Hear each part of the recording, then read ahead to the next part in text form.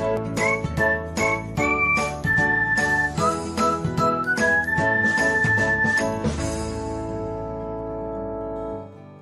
everyone, welcome back to another episode of Technologyglance.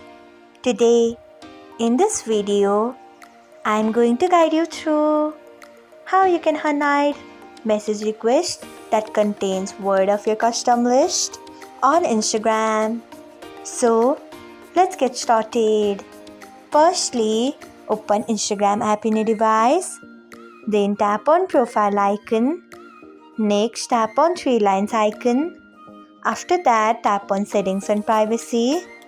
Then scroll until you find hidden words.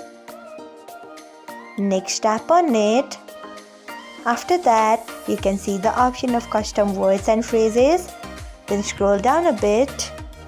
After that, you can see the option of hide message request at bottom. Turn off it by tapping on it. So, this is how you can unhide message request that contains word of your custom list on Instagram. Thanks for watching.